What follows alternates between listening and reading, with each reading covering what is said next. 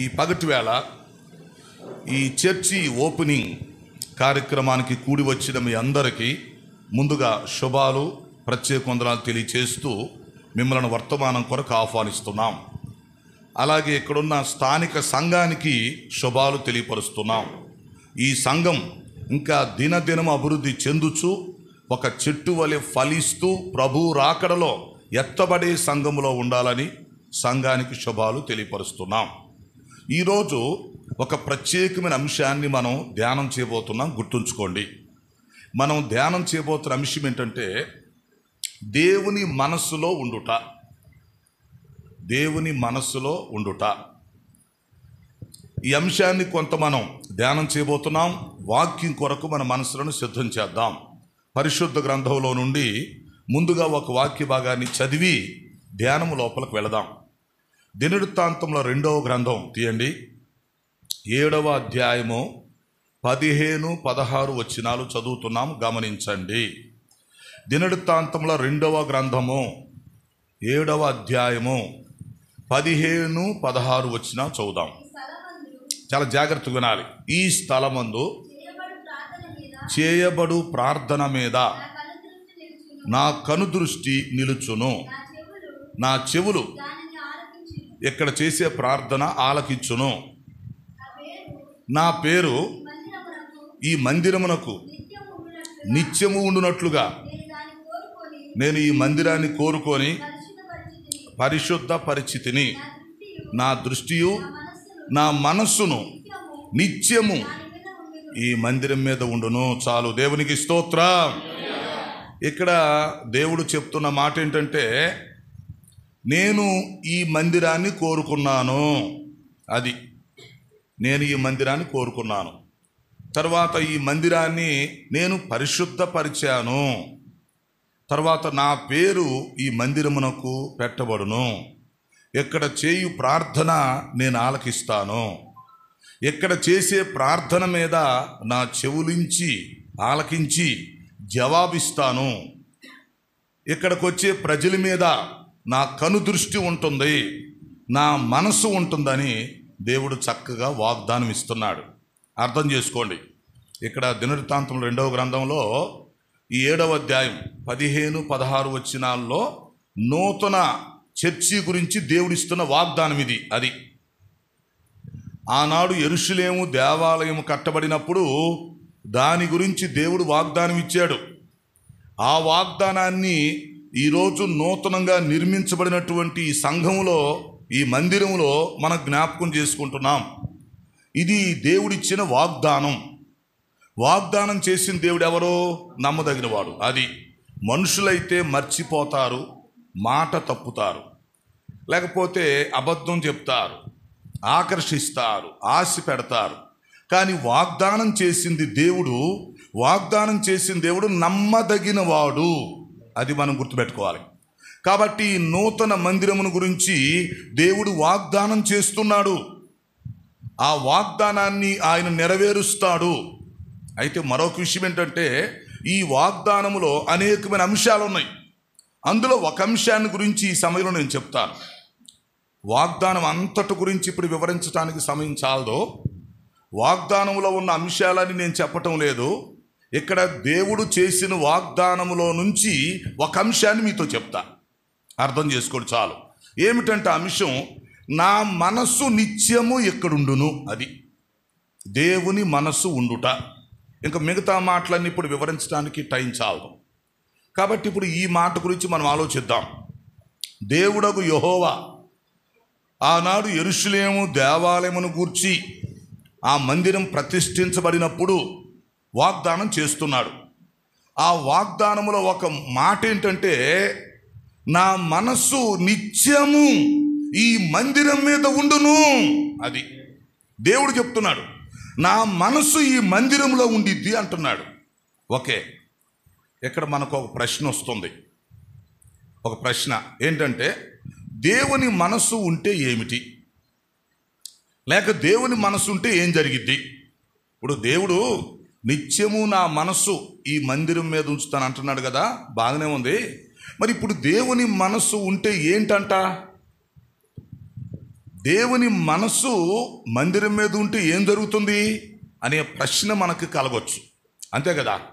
ఇప్పుడు ఆ ప్రశ్నకి నేను జవాబు చెప్తున్నా ఈ వర్తమానంలో. దేవుని మనస్సు ఎక్కడైతే ఉంటుందో, లేక దేవుని మనస్సు ఆ మందిరం మీద ఉన్నప్పుడు ఏం జరుగుతుందో తెలిసిన, ఆ మందిరానికి వచ్చే వారికి 5 ప్రయోజనాలు కలుగుతాయి. బాగా అర్థం చేసుకోండి, ఆలోచించండి. దేవుని మనస్సు ఉన్నప్పుడు, దేవుని మనస్సు ఉన్నటువంటి స్థలానికి ఎవరైతే వస్తారో ఆ వచ్చిన వ్యక్తికి 5 ప్రయోజనాలు కలుగుతాయి. కాబట్టి ఇప్పుడు నూతనంగా నిర్మించబడినటువంటి ఈ మందిరంలో, ప్రతిష్ఠించబడినటువంటి ఈ మందిరంలో దేవుని మనస్సు ఉంటుంది, అది అర్థం చేసుకోవాలి. ఇంకా చెప్పాలంటే దేవుని మనస్సు ఎక్కడుంటుంది అంటే దేవుని మందిరంలో ఉంటుంది. ఆయన మనస్సు ఎక్కడ ఉంటుంది కాబట్టి ఈ మందిరానికి ఎవరైతే వస్తారో వారందరూ దేవుని మనస్సులో ఉంటారు. బాగా అర్థం చేసుకోండి. మీరు ఎప్పుడైనా సరే మీ జీవితంలో గుర్తుపెట్టుకోండి, మీరు మందిరంలోకి అడుగు పెడుతున్నప్పుడు వెంటనే మీరు ఏమనుకోవాలంటే, మీ విశ్వాసం, మీ ఫీలింగ్ ఎలా ఉండాలంటే, మందిరంలోకి అడుగు పెడుతున్న వెంటనే నేను దేవుని మనస్సులోకి వెళుతున్నాను అనుకోవాలి. అది ఇక్కడ మందిరం అన్నప్పుడు బ్రాకెట్లో దేవుని మనస్సు అని మనం నమ్మాలి, అర్థం చేసుకోవాలి. కాబట్టి ఇప్పుడు నేను మందిరానికి వస్తున్నాను, ఓకే, లేక మందిరంలో అడుగు పెడుతున్నాను. కాబట్టి ఇప్పుడు నేను ఎక్కడికి వస్తున్నానంటే దేవుని మనస్సులోకి వస్తున్నట్లు లెక్క. నేనున్నానండి, నా మనసు ఎక్కడుండిద్ది చెప్పండి. నేను ఇక్కడ నిలబడ్డా, కానీ నా మనసు ఎక్కడుండిద్ది? నాకు ఏ స్థలము ఇష్టమో నా మనసు అక్కడ ఉండిద్ది, అవునా కాదా? నేను మనిషిగా ఇక్కడ ఉండవచ్చు, కానీ నా మనసు అక్కడ ఉంటుంది. నాకు ఏ స్థలము ఇష్టమో నా మనసు అక్కడ ఉండిద్ది. తర్వాత ఎవరెవరు నాకు ఇష్టమవుతారో నా మనసు అక్కడ ఉండిద్ది. కాబట్టి మనిషి ఉండటం వేరు, మనసు ఉండటం వేరు. అదే దేవుని వాక్యంలో ఉన్న లోతు. మనిషి ఉండటం వేరు, మనసు ఉండటం వేరు. ఇప్పుడు మనిషిగా నేను ఇక్కడ ఉండొచ్చు, లేక మరొక స్థలంలో ఉండొచ్చు, ఓకే, కానీ నా మనస్సు ఎక్కడుండిద్దో మీకు తెలీదు. నా మనసు ఎక్కడుంటుందో నాకే తెలుసు, ఎవరికి తెలీదు. నా మనసు ఎక్కడుంటుంది? నాకు ఇష్టమైన స్థలాల్లో ఉండిద్ది నా మనసు, నాకు ఇష్టమైన వ్యక్తుల దగ్గర ఉంటుంది నా మనసు. అట్లాగే ఇప్పుడు మనం అర్థం చేసుకోవాల్సిన విషయం ఏంటంటే, దేవుడు పరలోకంలో ఉంటాడు, ఓకే, ఆయన ఆత్మస్వరూపిగా, మహిమ స్వరూపిగా దేవుడు పరలోకంలో ఉంటాడు. కానీ ఆయన మనసు ఎక్కడుందో తెలుసా? ఆయన మందిరంలో ఉండేది. దేవుని స్తోత్రం. ఆ మర్మం తెలుసుకోవాలి ఇప్పుడు మనం. ఇప్పుడు దేవుడు మన దగ్గర ఉండడు, దేవుని మనం చూడలేం. దేవుడు హస్తకృతమైన ఆలయాల్లో ఉండడని వాక్యం చెప్తుంది. ఆకాశ మహాకాశములు సైతం ఆయనను పట్టజాలలేవు అని వాక్యం చెప్తుంది. కాబట్టి దేవుడు మందిరంలోకి వచ్చి ఉంటాడని మనం అనుకోకూడదు. దేవుడు పరలోకంలో ఉంటాడు. మరి మందిరంలో ఏముంటుంది సార్ అంటే, మందిరం ఆయనకి ఇష్టమైన స్థలం కనుక ఆయన మనసు ఎక్కడుండిద్ది. అందరికి అర్థమైందా క్లియర్గా? చిన్న పిల్లలకు కూడా అర్థమైపోవాలి, కొత్త వాళ్ళకి పాత వాళ్ళకి అందరికి అర్థమవ్వాలి. దేవుడు ఎక్కడున్నాడు? పరలోకంలో ఉన్నాడు, ఓకే. మరి దేవుడు ఇప్పుడు మనకు కనిపిస్తాడా? కనపడ్డాం. దేవుడు మనం చూడగలమా? చూడలేం. చూసి బ్రతకగలమా? బ్రతకలేము. ఎందుకంటే దేవుడు దహించి అగ్ని, ఆయన కోటి సూర్యుల తేజస్సు కలిగినోడు, ఆయన మహిమ స్వరూపి. అలాంటప్పుడు ఆయన నువ్వు ఎలా చూడగలవు? చూసి ఎలా బ్రతకగలవు? కుదరదు. కాబట్టి దేవుడు పరలోకంలో ఉంటాడు, ఆ విషయం ప్రక్కన పెట్టు.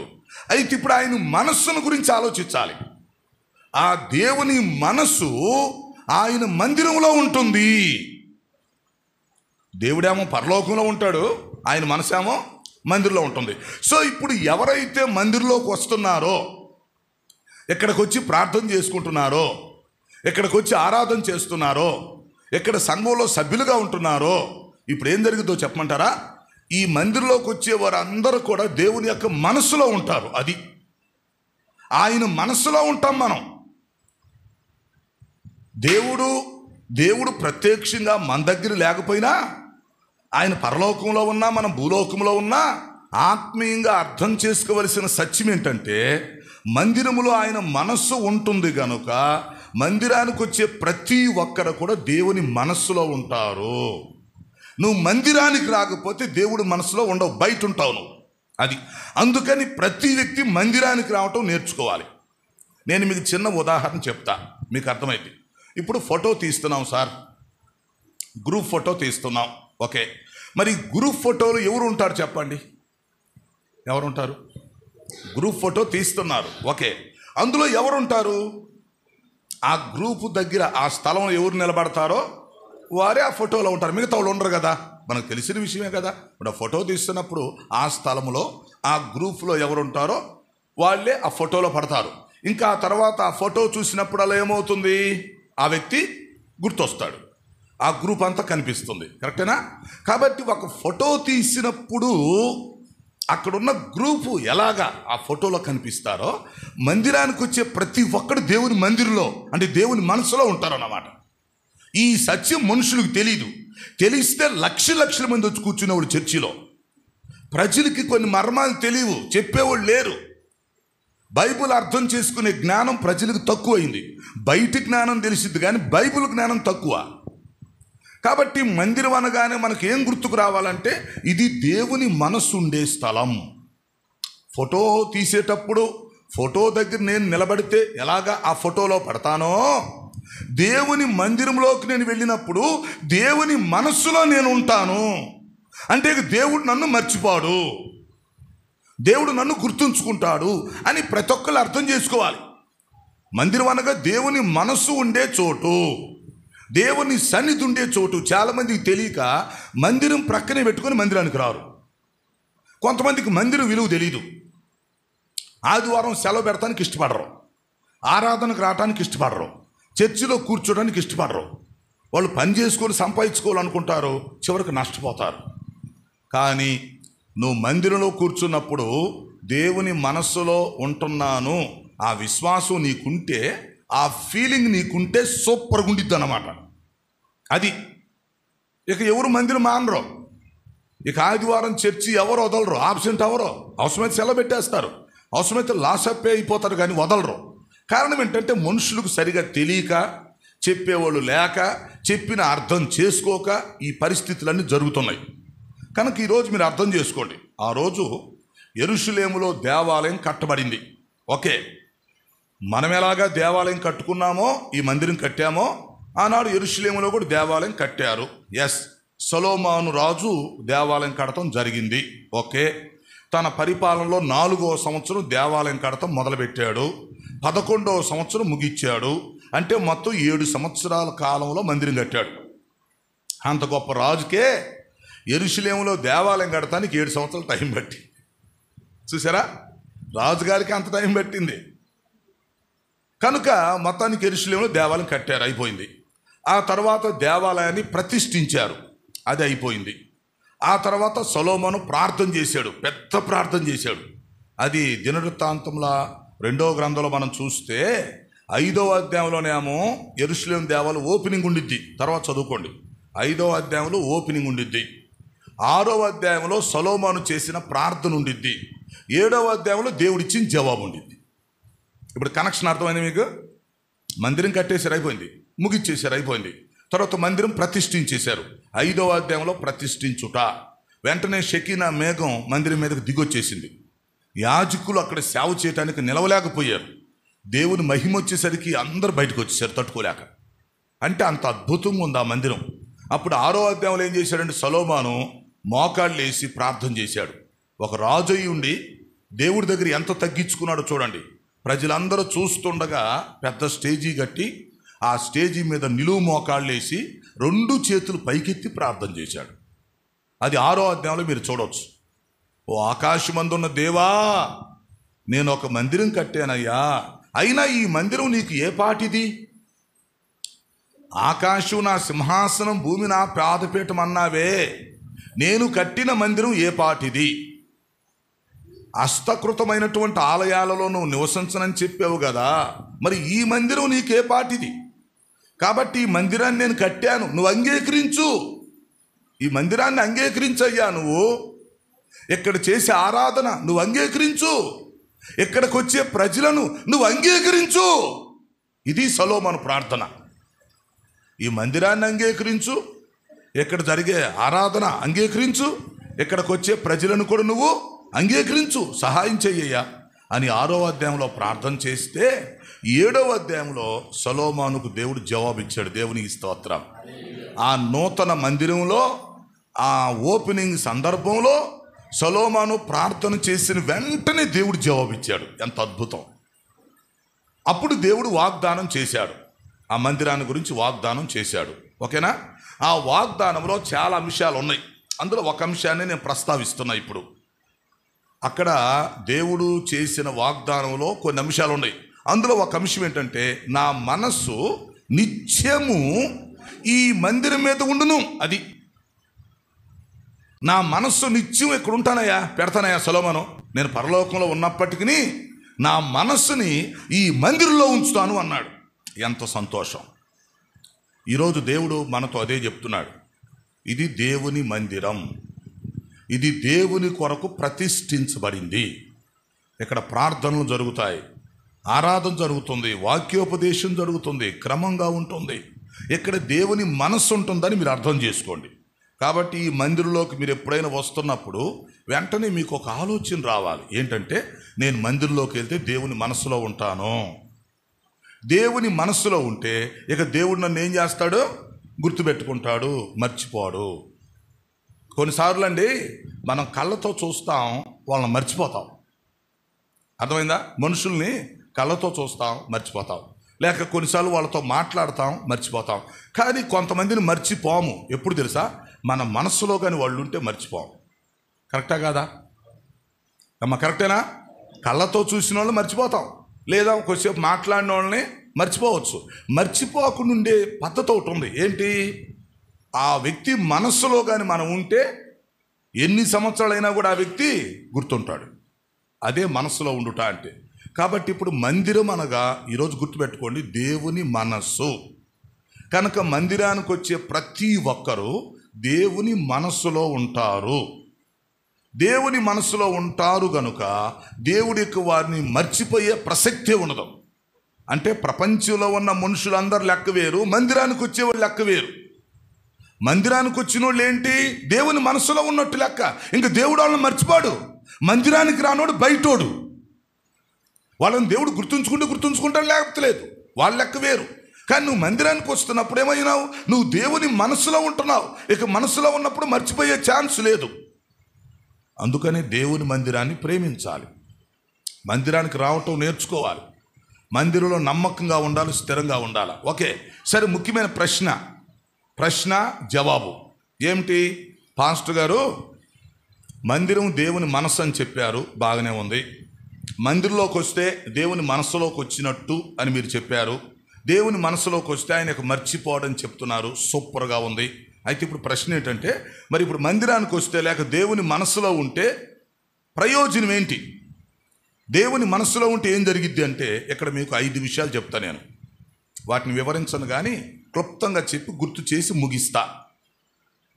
దేవుని మనస్సులో మనం ఉంటే, అనగా దేవుని మందిరంలో ఉంటే, దేవుని మందిరానికి మనం క్రమంగా రెగ్యులర్గా వస్తూ ఉంటే, ప్రతి ఆదివారం చక్కగా చర్చికి వచ్చి ఆరాధించే వారిగా మనం ఉండగలిగితే, దేవుని సంఘంలో మనం సభ్యులుగా ఉండగలిగితే, నమ్మకంగా స్థిరంగా ఉంటే, ఈ మందిరాన్ని దేవుని మనస్సు అని నువ్వు భావించుకోగలిగితే, దేవుని మందిరానికి వచ్చే వాళ్ళకి లేక ఆయన మనస్సులో మనం ఉంటే 5 ప్రయోజనాలు కలుగుతాయి. గుర్తుపెట్టుకోండి.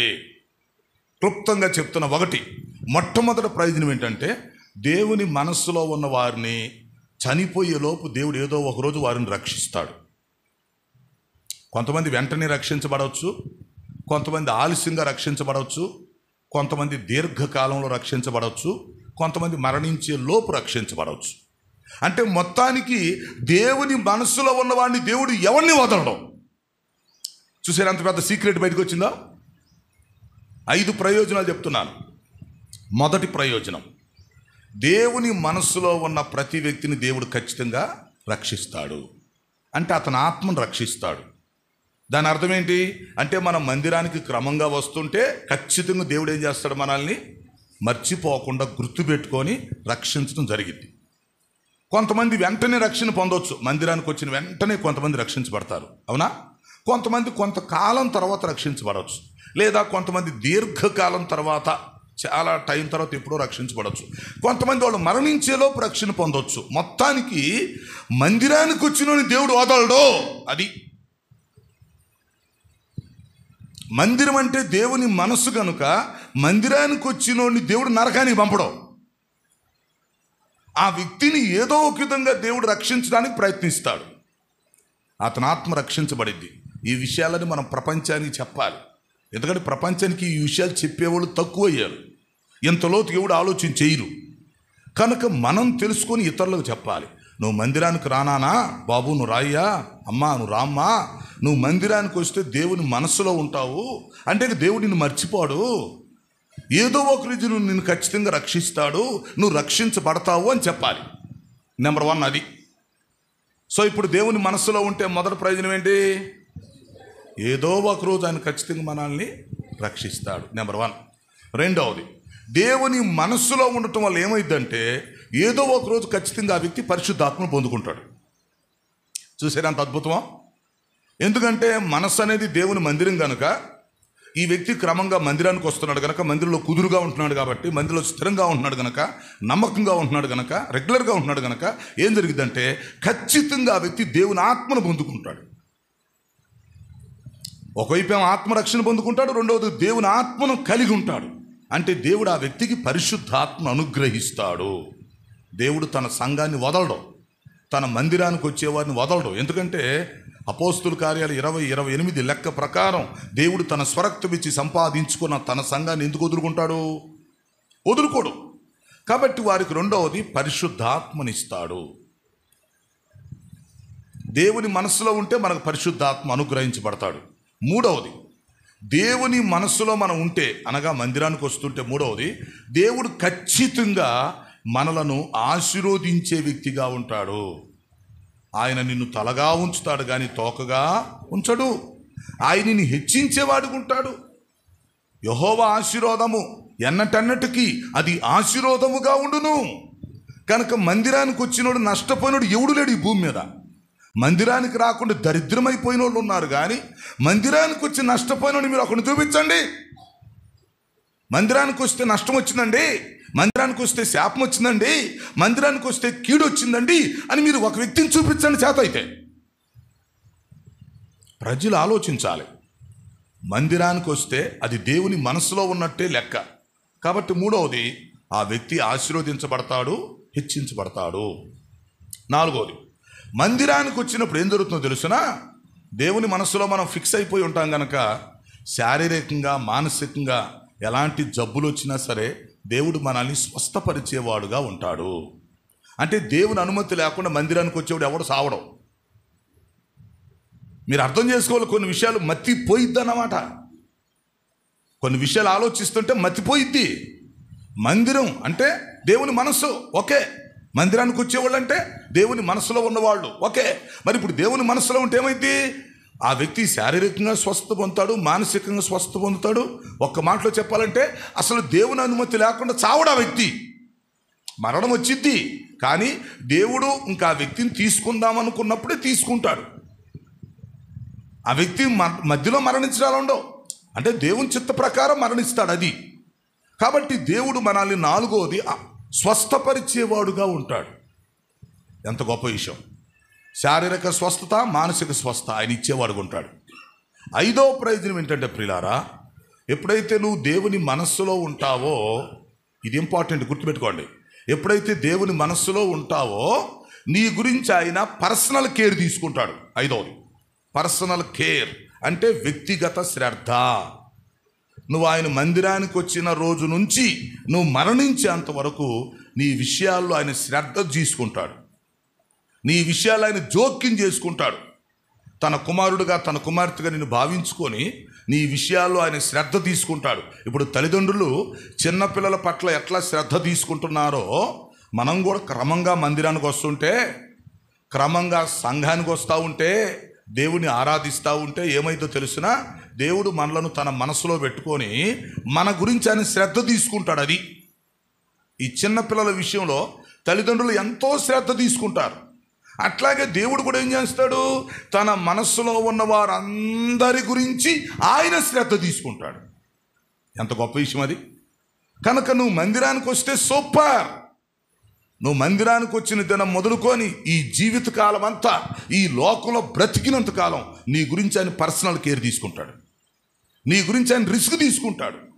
పరిస్థితులు అనుకూలంగా ఉన్నా, పరిస్థితులు ప్రతికూలంగా ఉన్నా నిన్ను ఆయన వదిలిపెట్టకుండా నీ విషయంలో, నీ జీవితంలో ఆయన జోక్యం చేసుకొని ఏ టైంలో నీకు ఏ సహాయం కావాలో, సమయోచితమైన సహాయం, ఏ సమయంలో నీ అవసరాలు తీర్చాలో ఆయన నీకు తోడుగా ఉండి నడిపిస్తాడు.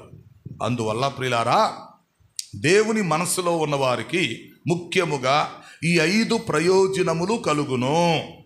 1, ఆ వ్యక్తికి ఆత్మరక్షణ కలుగును. 2, ఆ వ్యక్తి పరిశుద్ధాత్మను కలిగి ఉంటాడు. 3, ఆ వ్యక్తి దేవుని ఆశీర్వాదాలు పొందుకుంటాడు. 4, ఆ వ్యక్తి చక్కగా స్వస్థత పొందుతాడు, ఆయుష్ ఆరోగ్యం కలిగి ఉంటాడు. 5, ఆ వ్యక్తిని గురించి దేవుడు మంచిగా శ్రద్ధ తీసుకుంటాడు.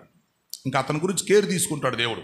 అవసరమైతే తన సేవలో వాడుకుంటాడు, అవసరమైతే తను ఏం చేయాలనుకుంటాడో అది చేయించుకుంటాడు, నిలబెట్టుకుంటాడు. కాబట్టి మందిరాన్ని ఎప్పుడు కూడా తక్కువ అంచనా వేయకూడదు. అది తెలివి తక్కువోళ్ళు చేసే పని. మందిరాన్ని తక్కువ అంచనా వేయటం అనేది తెలివి తక్కువోళ్ళు చేసే పని, అమాయకులు చేసే పని. జ్ఞానం గల్లవాళ్ళు మందిరాన్ని గొప్పగా భావించుకోవాలి. మందిరం అనగా దేవుని మనస్సు అనుకోవాలి.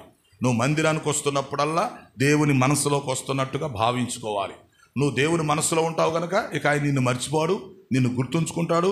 నేను పైన చెప్పిన ప్రయోజనాలన్నీ మనకి కలుగుతాయి. కాబట్టి ప్రియులారా, ఈ మాటలు వింటున్న మీరు మందిరం యొక్క విలువ తెలుసుకొని, సంఘం యొక్క విలువ తెలుసుకొని, మరి ఆరాధన విలువ తెలుసుకొని ప్రతి ఆదివారం క్రమంగా మందిరానికి రండి. దైవ సేవకులు నడిపిస్తున్న మార్గంలో, క్రమంలో నడవండి. అప్పుడప్పుడు మేము వస్తుంటాం, సంఘాన్ని దర్శిస్తుంటాం. మరి చక్కగా మీరు ఆత్మీయంగా బలపరచబడండి. మీరు భూలోకంలోను పరలోకంలో కూడా దీవించబడతాడు. పరిస్థితులన్నీ దేవుడు అనుకూలపరుస్తారు కనుక ఈ విషయాలు మీరు అర్థం చేసుకొని మీరు ప్రతి ఒక్కరూ మీ సహాయ సహకారాలు దైవ సేవకునికి అందించాలని, ప్రతి ఒక్కరూ ఇక్కడ సంఘానికి వచ్చి సంఘం అంతా కలిసి ఒక కుటుంబంలాగా ఆత్మీయ వాతావరణంలో ఉండాలని మీ అందరికి నేను మనవి చేస్తూ, ఆ రోజు సొలొమోను దేవాలయం పట్ల లేక యెరూషలేము దేవాలయం పట్ల దేవుడిచ్చిన వాగ్దానాన్ని గుర్తు చేస్తూ అదే వాగ్దానం ఈరోజు ఈ మందిరం పట్ల కూడా నెరవేరాలని కోరుకుంటూ, దేవుడు నా మనసుని ఇక్కడ ఉంచుతానని చెప్పాడు కనుక ఆ విషయాన్ని మనం అర్థం చేసుకొని ప్రతి ఒక్కరూ దేవుని మనస్సులో ఉండి ఆత్మీయ జీవితంలో ముందుకు సాగిపోవాలని, ఆత్మీయ యాత్రలో ముందుకు సాగిపోవాలని మీ అందరికి నేను మనవి చేస్తున్నాను. కాబట్టి చక్కగా సంఘానికి రండి, ఆరాధనలో పాల్గొనండి, ఆత్మీయంగా ఎదగండి. ఈ అంచె దినాల్లో మరి దేవుని యొక్క సహాయం పొందుకుంటూ మరి ఆత్మీయ జీవితంలో ముందుకు సాగిపోవాలని దేవుని యొక్క వాక్యం హెచ్చరిస్తుంది. అట్టి కృపను దేవుడు మనందరికీ దయచేయునుగాక. రైట్, ప్రార్థన చేసుకుందాం. అందరూ మీ మనసులో ప్రార్థన చేసుకోండి. ఈరోజు ఈ నూతన మందిరంలో నూతన తీర్మానం తీసుకోండి. నమ్మకంగా నిలబడటానికి నిర్ణయించుకోండి. ప్రభువా, ఈరోజు వాక్యం నాతోనే మాట్లాడావు ప్రభువా, నాకెంతో ధైర్యం వచ్చేసింది, ఈరోజు ఆదరణ వచ్చేసింది, కొండంత బలం వచ్చేసింది ఈరోజు నాకు. అవును ప్రభువా, ఈ మందిరం అంటే నీ మనస్సు అని మాకు తెలియపరిచావయ్యా, మీకు వందనాలు. గొప్ప మర్మం తెలుసుకున్నామయ్యా. ఈ మందిరం అనేది నీ మనసు అని, మేము మందిరానికి వస్తే నీ మనస్సులో ఉంటామని మాకు తెలిసిపోయింది. నీ మనస్సులో ఉంటే ఎలాంటి ప్రయోజనాలు కలుగుతాయో కూడా మాకు చెప్పావయ్యా. కనుక ఇక నుంచి మేము మా కుటుంబాలు ఇక్కడ సంఘంలో ఆరాధించే కృప దయచేయమని అందరూ ప్రార్థన చేసుకోండి. ప్రియులారా, మొదటి రాకల్లో వచ్చినప్పుడు మన కోసం ప్రాణం పెట్టిన మన ప్రభు, మన కోసం సిలువలో బలైపోయి రక్తము చిందించిన మన ప్రభు, రక్తమిచ్చి కొనుక్కున్న మనలను వదలడం. ఆయన రెండవ రాకల్లో వచ్చినప్పుడు తన రాజ్యానికి మనల్ని తీసుకెళ్తాడు. సార్వత్రిక సంఘములో, ఎత్తబడే సంఘములో మనల్ని తీసుకెళ్తాడు. కాబట్టి మనం భూలోకములోను పరలోకములో కూడా సంతోషించే వారిగా ఉండగలుగుతాం. అందుకే అందరూ ప్రార్థన చేసుకొని మంచి నిర్ణయాలు తీసుకోండి. దైవ సేవకులతో కలిసి సంఘ పరిచర్యలో పాల్గొని ఈ సంఘం ఇంకా అభివృద్ధి అవటానికి మీ అందరూ కూడా నడుం కట్టుకోవాలని మీకు మనం చేస్తున్నాం. అలా ఉండటానికి ప్రార్థన చేసుకోండి. ఈ మాటలు వింటున్న వాళ్ళు ఇంకెవరైనా ప్రభువు నమ్మకపోతే ఈరోజు నమ్మండి. బాప్తీసం తీసుకోకపోతే అర్జెంటుగా మీరు త్వరలో బాప్తీసం తీసుకోండి. మేము బాప్తీసం ఇవ్వటానికని సిద్ధంగానే ఉన్నాం, తీసుకోవచ్చు. మందిరానికి ఇప్పటి వరకు రానోళ్ళు ఇక నుంచి క్రమంగా రావటానికి మొదలు పెట్టండి. యేసుక్రీస్తు రక్తధారల్లో మరి మీ జీవితాలు కడుక్కొని శుద్ధి చేసుకొని నూతన మందిరములో నూతన మనసు కలిగి భవిష్యత్తులో జీవించటానికి మొదలు పెట్టాలని మీ అందరికీ మనం చేస్తున్నాం. అలా ఉండటానికి మనం ప్రార్థన చేద్దాం. ప్రార్థన. పరిశుద్ధుడైన మా తండ్రి, జీవాధిపతి నానానికి స్తోత్రాలు. ఇంతవరకు నాయన ఈ చర్చి ఓపెనింగ్ ఘనంగా జరిగిస్తూ వచ్చినందుకు మీకు వందనాలు. అలాగే విన్న వర్తమానం మా హృదయాలు ఫలింపచేయండి. అద్భుతమైన సందేశాన్ని మాకు దయచేసినందుకు మీకు స్తోత్రాలు చెల్లిస్తున్నాం. ఈ మందిరంలోకి వచ్చిన ప్రతి వ్యక్తిని మీరు దర్శించి మేలు చేయమని మనం చేస్తున్నాం నాయన. ప్రభా, ఈ నూతన మందిరం కొరకు, సంఘము కొరకు, భవిష్యత్తులో జరగబోతున్న పరిచర్య అంతటి కొరకు మీకు స్తుతులు చెల్లిస్తున్నాం. సహకరించే వారందరిని బట్టి నీ స్తోత్రాలు. ఈ ప్రాంతం మొత్తాన్ని మీరు దర్శించి ఈ ప్రాంతవాసులందరికీ కూడా మీరు మేలు చేయమని మనం చేస్తున్నాం. ప్రభువా, ఈ ప్రాంతంలో గొప్ప ఉద్యమమును చూడగలిగిన కృప మాకు దయచేయమని మనం చేస్తూ మీకే మహిమ చెల్లిస్తూ యేసు పరిశుద్ధ నామములో అడుగుచున్నాను తండ్రి. ఆమేన్. ఆమేన్.